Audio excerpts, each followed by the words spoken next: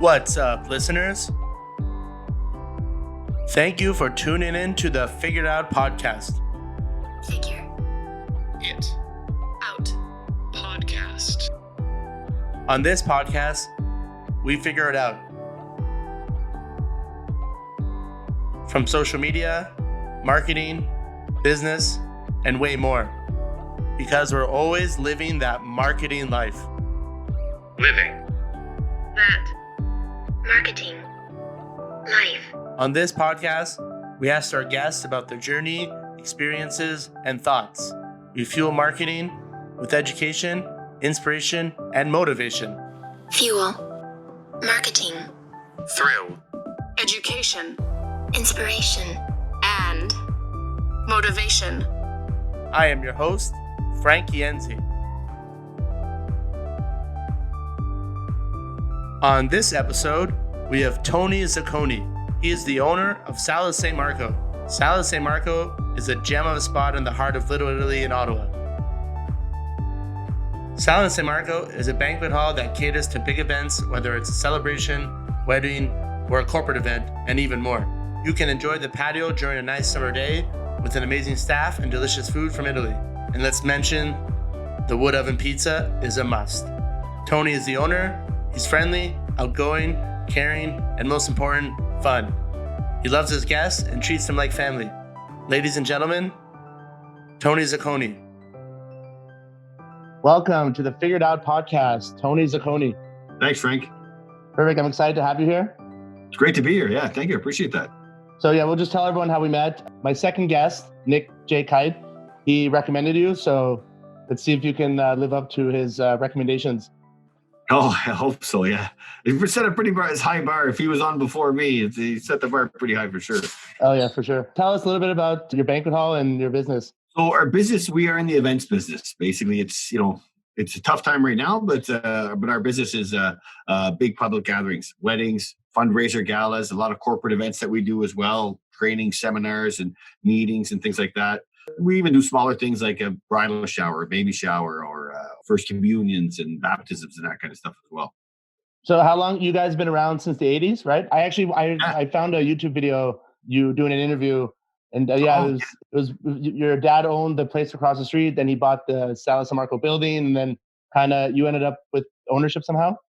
Yeah. So my parents originally started in the restaurant business, and they bought the property across the street, which was at the time was an Esso home comfort. It was like they did furnaces and stuff like that here, and then they built Sala, and that was, I think we opened our first party was 1987. Oh wow! And it looked a lot differently in those days, man. It looked very, very, very different. But it was, the Italians, I guess, not just the Italians. There weren't a lot of event spaces in those days. There was, mostly at hotels and things like that. And so that's how they opened up that. And I bought it in 2009. My dad was in his 60s. My mom was in her 50s, and they were kind of ready to retire. They put their dues in. They worked a lot. They sweated. The sweat equity was here, and I was in a fortunate enough position where I could buy it, and I did. Made the leap. So I've been 11 years.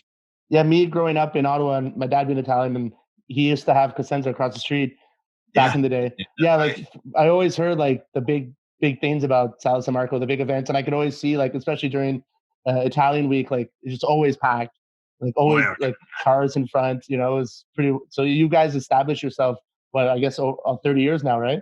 Yeah, it's over 30 years. Yeah, exactly. Yeah, which is. It's 33 years, but it's been, the growth has come every year, in which we're happy about. And like, we're happy that we're lucky we have a lot of community support as well. Right.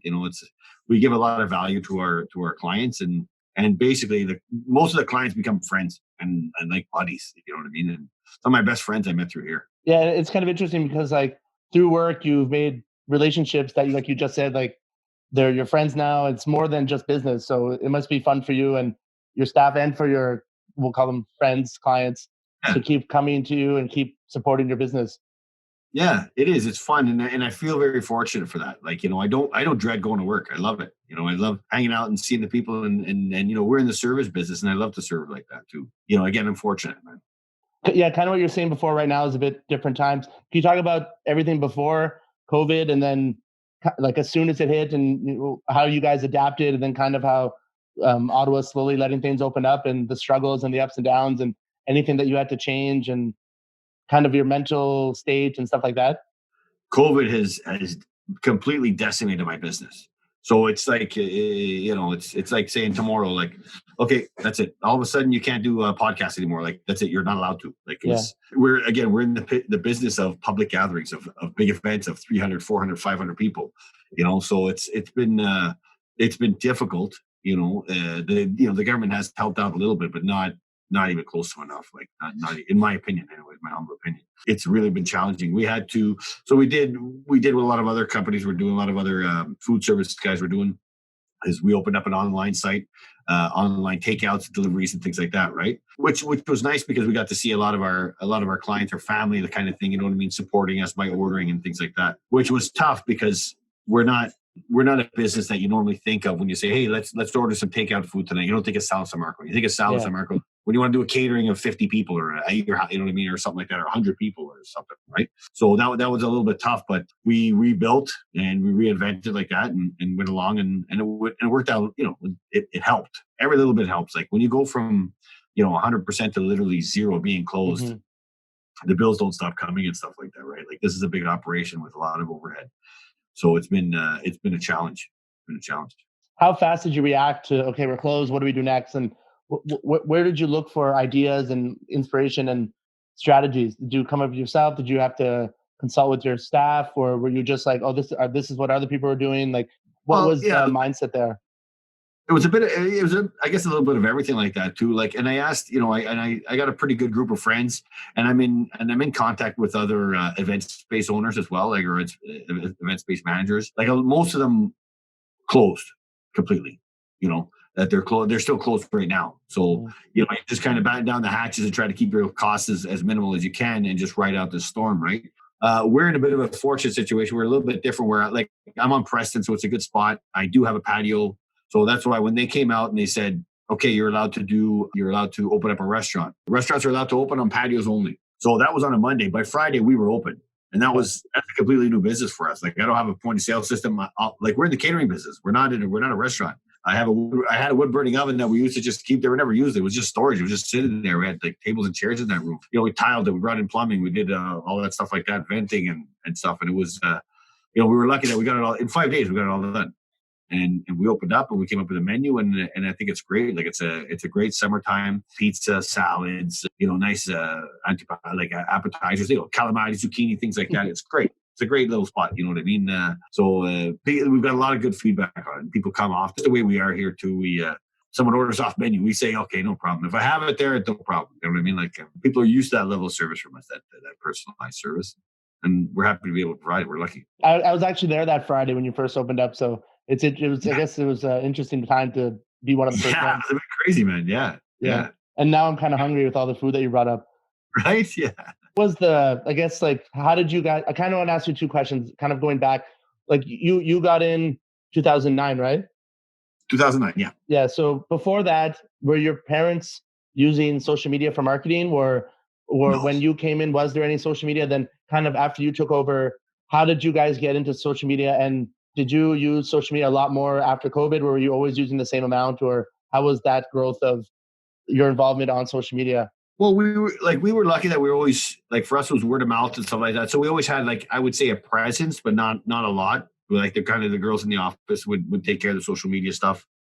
Twitter was a main one when we started up, as Twitter was getting popular before Instagram and stuff like that. Now we do a lot more on Instagram. Facebook is always very popular for us. Like we get a lot of hits and stuff like that on Facebook, but we're kind of like organic. I don't have a team of marketers and stuff like that, like going through analytics and paying for advertising and stuff like that. We don't do a lot. Like us, we're lucky. A lot of it's word of mouth, and that's how a lot of our sales are generated, I would say.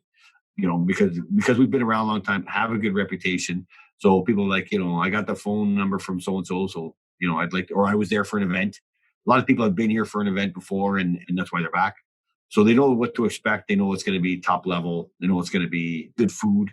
Like, you're not going to be embarrassed at the end of the day, like that kind of thing, right? So that's how most of our marketing, I would say, was done. But now the social media part of it, we do a lot more of that as well. Announce our specials because now we have specials to announce. Like whereas before, when you're caterers, you don't really do that, right? Now we have half price wine on Wednesdays and $5 nudes on Thursdays and things like that, right? So yeah, so that's what we're doing. Again, it's Instagram, Twitter, Facebook. Those are the big ones there, like that. Even LinkedIn. So have you put way more effort because of the situation of the pandemic, or have you still not relied, but since you already established your your reputation, have you put more time into social media, or because you already have the word of mouth and the clientele and the advocates, what would percentage would you say would be you focusing more on social media?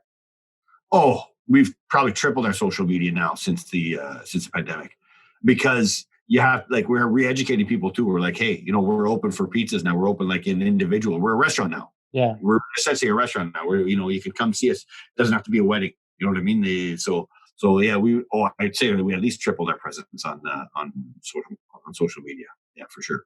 And have you noticed anything different in terms of engagement through your friends slash clients? Have you noticed any type of feedback, or even more word of mouth or anything like that?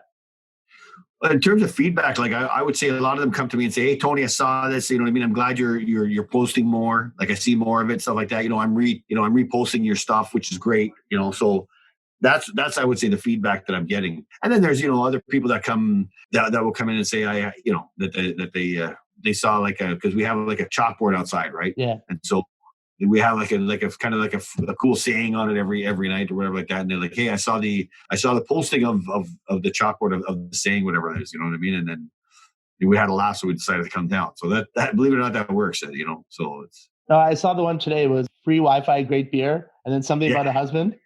yeah, that's right. Yeah, it's like a daycare for the husbands. Yeah. Drop off. Who comes up with those? Is that you, or is that your staff? Actually, it's my staff. Ayla's the one that does it every morning. She's one of the service here. She's great. And it's different every day? Yeah, every day. Yeah, every day they put a new one. Yeah, the other day we had one that's beer colder than your ex's heart. Oh, that's so funny. I like it. Yeah. Yeah. So how have you guys adapted with the regulations and the law? I guess the laws and like reopening and stuff. How's things changed, and what's that been like? Well, it's been difficult, especially with this heat. Like, the servers have to wear masks. Yeah. So that's hard on the staff. Masks but the bathrooms, they're cleaned all the time. Like, we're going in and out of there all the time. We wipe everything down, the doorknobs, the handles and stuff like that. We wipe all those a lot, like, throughout the day, like, which I wouldn't do that. Like, you kind of do your cleanup and then you do your cleanup the next day. And now we do them sometimes 20 minutes, every hour, whatever like that, depending on how busy it is. And then, we have the sanitation stations, again, everyone wearing masks. We have, markings and on the ground and stuff like that for the bathrooms, no more than 2 people at a time in there and things like that, like lots of signage. And, you got to keep people educated. You got to keep people aware of what the bylaws are, what the procedures are. So that's kind of a challenge. You got to tell people, like, you guys kind of get too close, I'm sorry, but you have to, social distancing is the key, and wearing a mask is key. Although, like, you're outside and we're in the food business. So, like, you don't really have to wear a mask outside. And most people don't, because you're eating anyways. You're eating and drinking. You're not going to wear a mask when you're eating, right? So that's, as long as the staff are, they're doing all right, and we sanitize everyone on the way in and the way out. So it's pretty safe. I don't know how much I don't know how much the city of Ottawa tells you. What can you expect going forward as they slowly open up? Because I guess phase 3 will happen in a couple of weeks. Have they told you anything? Do you have to prepare anything? How does that work? Not really. Like, we're really in the dark. I don't get a lot of updates any more than anyone else does. Like, it's not like, even within the industry, like, we're just waiting and waiting and waiting. Like, in my opinion, we should have opened up already at phase 3. I think in the hospitals are empty, man. We don't have a lot of hospitalizations, a lot of infections in town right now. So, like, I don't see what we're waiting for. If it takes everyone wearing a mask to get opened up, then everyone just wears a mask and we open up. Like, but everyone knows the risk and stuff like that by now, right? If you're not comfortable going out, don't go out. I'd like to see things open up a little bit more. I think we're at a point where we're overly cautious now. We're overly cautious, and there's another place. Another one of my friends just started bankruptcy proceedings too. Like, it's crippling too many places, and these places aren't going to open up again. Like, that's why I think we have to start moving a little bit faster. No, it must be tough, because I drive by Preston pretty often, and I can see, like, that place is how are they doing? They can't be doing well, because there's kind of what I want to ask you later on. But the competition on Preston, right? It's just how many restaurants are there, how many good restaurants are there, and part of it's like how many people in Ottawa want to go out and spend the money, right? And then like me as a consumer, how many options are there, especially on Preston, right? Yeah, So yeah. it must be really tough. The newer restaurants on Preston, like you already established yourself, you have your name, but it must be tough for all these businesses, and it kind Oh, of sucks that they're putting you in the dark and they're being too cautious, and and it's sad to hear that businesses are going under, and like I was going to a gym and they went under, and it's like a gym went under, like this is serious stuff. That's why either the government, like if the government's shutting you down, and you have to either do more to help us, like as a business. And I know, like every time it's like a bailout. It's not sexy. It's not. It doesn't look good. It doesn't get you votes or whatever like that. But like, if you're gonna shut us down, you have to help us out. You know what I mean? We need more help. You can't just say, okay, you're shut down for business. Suck it up, man. Yeah. You can do that for a month, 2 months, but it's been months. It's 5 March. months? Yeah. Yeah, like 4 months at least. And it doesn't seem like it's stopping anytime soon. Like I don't know any business that can just shut down for 4 months and recover, or 8 months or 10 months or whatever like that and recover. Like they got to open it. They got to do more to open it up quicker and or help us more. Like I'd like to open. If I was able to open, maybe people don't want to come, but maybe I could get a start at least and stuff. Yeah. But if they're cutting you down saying no, too bad, so sad, then you got to help them. You got to help them. It's unfortunate because like all the business owners, they do what they're told, they pay what they're supposed to, and then when you need them to help you, they're kind of not. You're out of luck. Sorry. Yeah, too bad. Like I look at the property taxes. Like part of my lease is I have to pay the property taxes here, and I pay like $8,000 a month.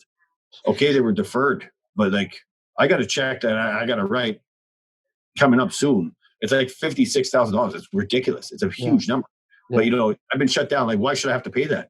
Yeah. Or at least give me a break on it and stuff like that. Like I've been closed for 4 months. How am I going to get the money? You know what I mean? Like it doesn't make sense.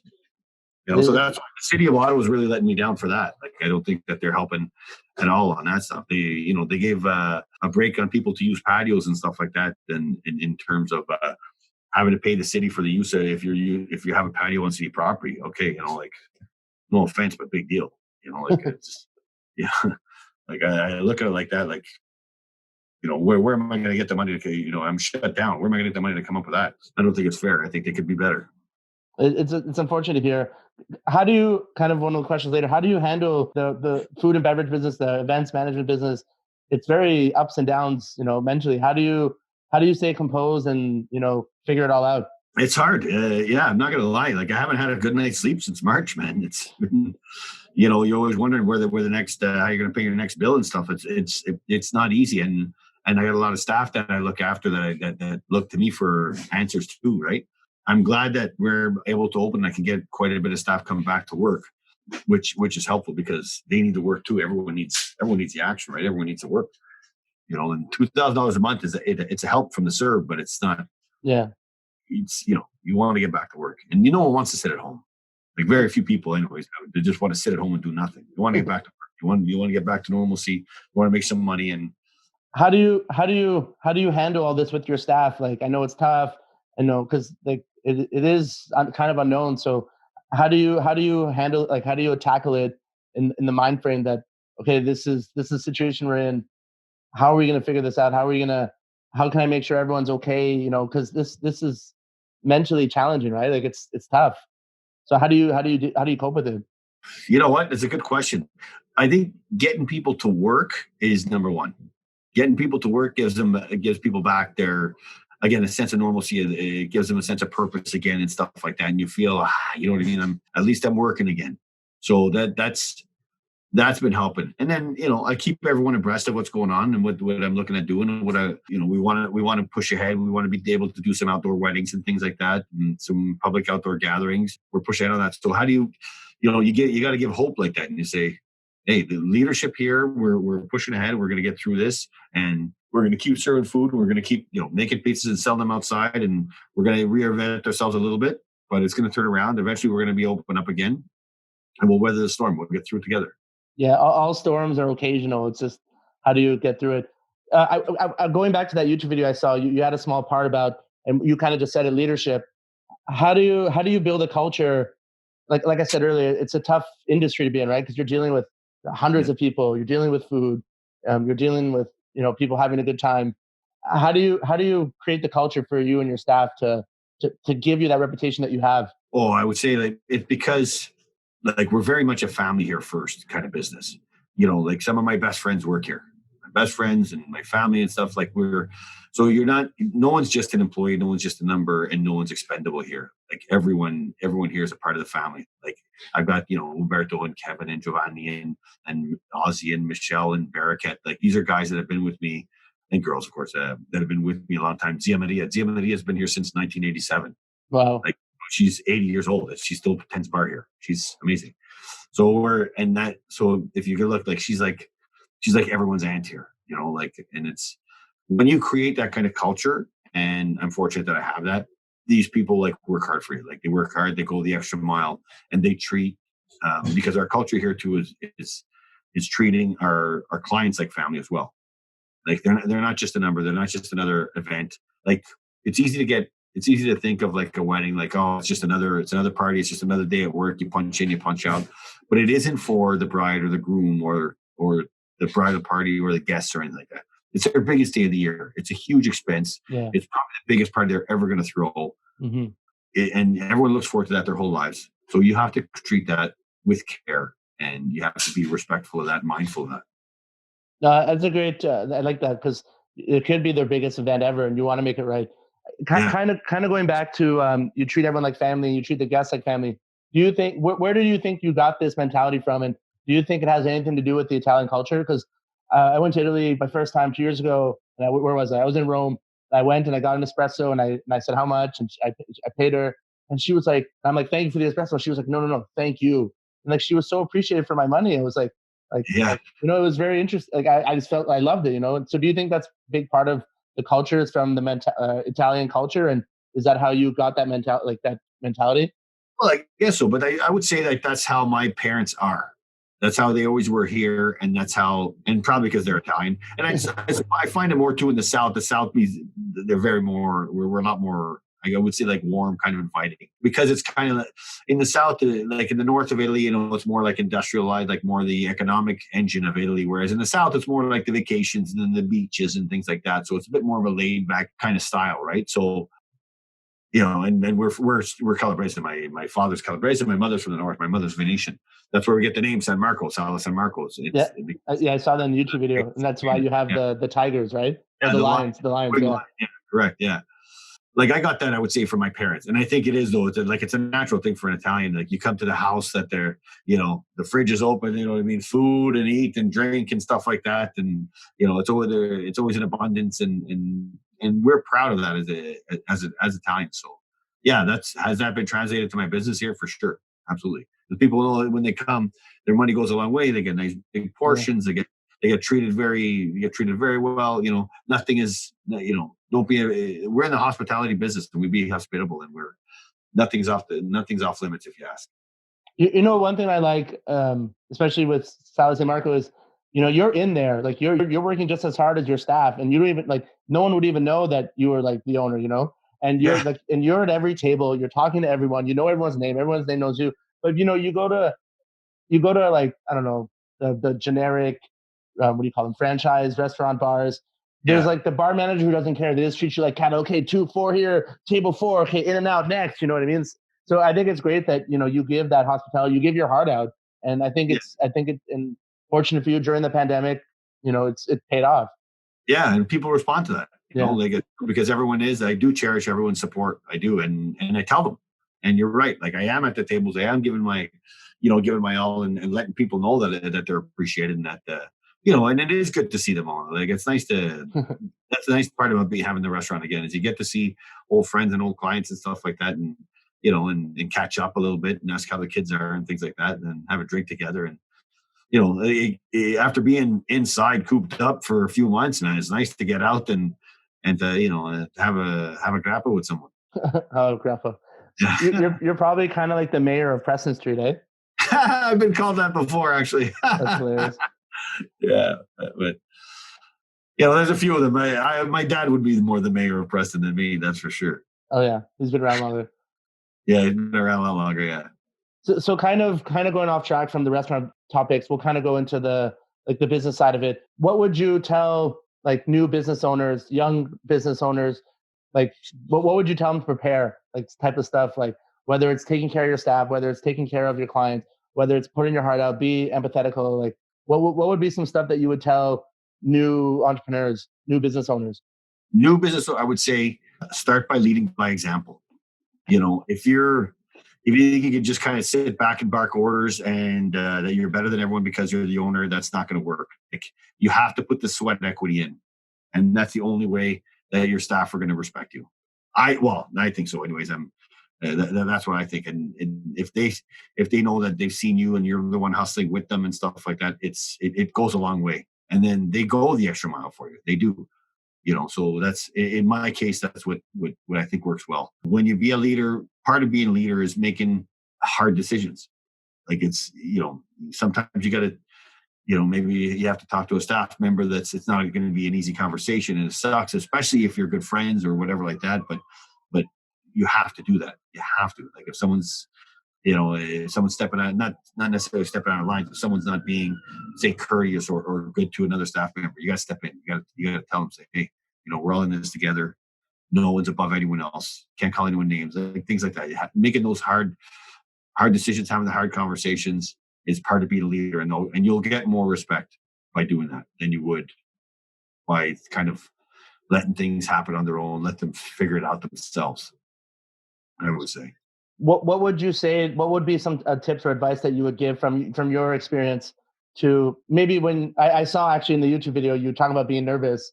You mentioned being nervous, and you said you're still nervous. So what would you tell someone to take that first step? Don't be nervous. Battle through that awkward conversation, because that awkward conversation is holding you back from something, right? So whether it's dispute with your coworker or with your boss or with the client, what would you say to let people have confidence and to move forward? What would I say? Like, I would say that you have to get over your emotions like that. Like, I don't want to say business is business and emotions are emotions, because they get a lot. It's easy to say that, but let's be honest, they do intersect a lot of the times, right? They do intertwine. So you got to put your business hat on, and those tough conversations, those things that you have to. And being nervous isn't necessarily a bad thing. Mm-hmm. Working through it is better. Yeah. Working through it is because if you're nervous, then if you're a little bit nervous, you have a little bit of fear in you. At least you want to you want to dot all your I's, cross all your T's, double check everything. You got to be, as an owner, you have to be the most prepared person in that room every time. If you have a meeting with anyone, you have to be more prepared. And because if someone asks you a question in terms of staff or a client or something like that, if they come to you, they only come to you with problems. No one comes to you and says, hey, I got this figured out. Don't worry about it. No. They come to you like, what do I do? This is happening. What do I do? This is happening. What do I do? I have this problem. So you're putting out fires all day long. You have to have the answers for them, and you have to make the right decision. And those decisions, usually the right decision is go with your number one, go listen to your gut, listen to your conscience. Be true to yourself and be true to what your business is. Stand, remember what your mission statement is and stand behind it. And if you do that, you'll get the respect, you'll get the positive reaction that you deserve. I love what you said, because it's kind of like you're juggling, and you got to be. I love that you got to be the most prepared person in the room. I love when you said that, and you're constantly putting out fires, and no one's going to come up to you with good news, right? It's like, oh no, like what's next? Damage control. Yeah. It's like, okay, when do we start this? When do I do that? What do I happen? This, it's too cold. It's whatever. This is, so you got to be the one that they look to you for answers. No one looks to you to say, oh, I don't know, figure it out. And what are you doing there? What do you think was your, kind of going back to you and your experience in being a business owner? What do you think was the biggest character building moment for you? At some point, so like, oh, this is bad, or this needs to get figured out, or I gotta step up. Is there ever been a time that really defined your, I guess, legacy, where like, okay, like I can't believe I pull this off. This is what we need to do. Is there anything that stands out to you? Well, getting through this COVID, like having to reinvent ourselves and opening a restaurant in 5 days and going online. Like, again, I don't think any other banquet spaces or event space has done what we've done. So is it a defining moment? It's definitely shown that we can think on our feet and that we can pivot, right? I know that word's been used a lot, but I would say that knowing, like seeing the way the trends have been going, you have to be aware of that as well. I've put a lot of money, a lot of work into renovations here and renovating the lobby and putting on an addition and a new room and things like that. And so keeping updated and trying to maintain, keep on being a leader in the industry, I would say, and staying motivated. You got to stay motivated, and sometimes it's hard. Sometimes you tend to rest on your laurels and stuff, but that can only last for so long. And you got to get back to work.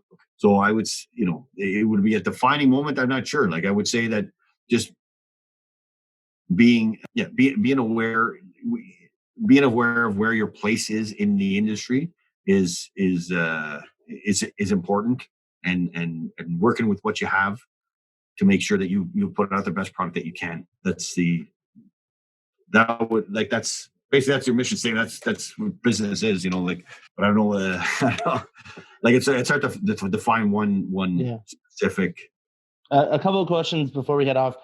I wanted to ask you, how do you stay motivated? Like, what motivates you? What pushes you? What's your why? Oh, how do I stay motivated? Like I like in this business, it's very nothing's monotonous because it's very project based, right? So, say for instance, it's at a corporate event. It's a fundraising gala for the Heart Institute. You deal with the organizers, with the charity. You take what's an idea and you help it to go like through fruition. You have your meetings, you go through a menu, you go through all kinds of scenarios. You help. There's always different ways that we can help. That people again look to us for help. Like, who do I call for the photographer? You know what I mean? And we help them out with that. And then finally you have your big event. And then usually that day you're seeing the looks on people's faces. Wow, what a great event! Thank you so much. And you see money being raised, and that can also be translated into a wedding. You see the bride and groom that day, and how the parents are so happy, and everyone's happy for them, and it's a huge day, and it's been pulled off, and they have a great time. The next day when they come to pay, and they say, my God, Tony, it went exactly the way I wanted. Everything was beautiful. I thank you so much. I'm never going to forget this. I'm never going to forget what you did. And like, it's very, very satisfying. That's very, very gratifying, and I'm grateful for that. But it also, like, and then next week it's the whole thing all over again. Yeah. It's a different couple this time, and they're great people, and you end up becoming friends. And so, like, that's how I stay motivated, because you're dealing directly with the people. I'm not selling, like, there's nothing against a pen, but I'm not selling pens. There's no, it's, and then once the pen's out the door, that's it. You forget about it, right? Which is nothing against pens, but like, it's just it's more personal, and that's what keeps me motivated. I think it's awesome, and I kind of going back to the celebrations part. You're seeing, like you said earlier, you're seeing the people's biggest days, their biggest day of their life, and you're a part of it, and you're orchestrating it. So that must bring such rewarding feelings. That's right, yeah, and that's what keeps you motivated. Yeah. And then you see them 5 years later, and 8 years later, 10 years later, and then they have kids, and then they come with their first communion for the kids and baptisms and stuff like that. It's great. It's great. It's a whole new event, and you get to reconnect with the old friends too, like that. So that's motivation. It's easy to stay motivated when you work with good people like that, and you have great clients, and that. And again, it's not like an instant transaction and see you later. It's something that goes on for a while, right?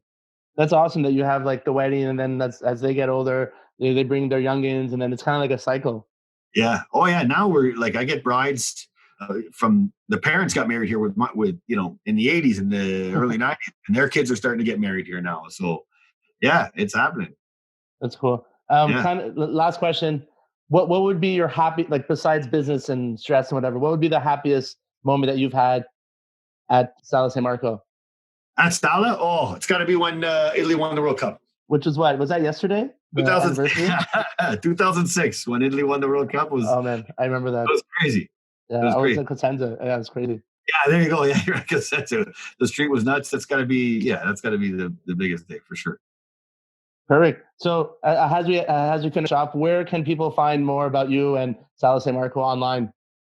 salasanmarco.ca or .com, and we also have Sala to go, which is our takeout menus and stuff like that right now. But the best thing to do is come down, see us on the patio. It's a wood burning oven, and we got great pizzas and great apps and great salads and stuff like that. It's just a great time out. Oh yeah, for sure. It is a great experience, and the staff is so friendly and the food is so good and the drinks are just beautiful and refreshing. So, and you're on Preston, so it's a great night out. You got it, man. Perfect. Well, thanks a lot. I appreciate you taking the time. I wish you and your business the best. I could see that your passion's there, your heart's there, you're motivated, and like just going forward, stay strong and see what happens. Thanks, Frank. Perfect. Okay. I hope to see you soon, Bello. Yeah. Cheers. Okay. Ciao, ciao.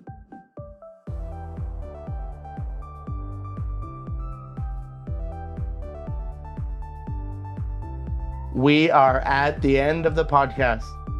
Thank you for listening. Like, follow, share, subscribe, comment, and connect.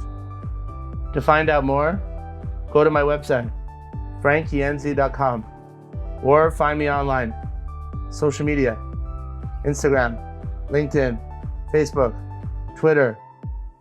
Figure. It. Out. Podcast. Living. That. Marketing. Life. Fuel. Marketing. Thrill. Education. Inspiration. And motivation. I am your host, Frank Yenzi.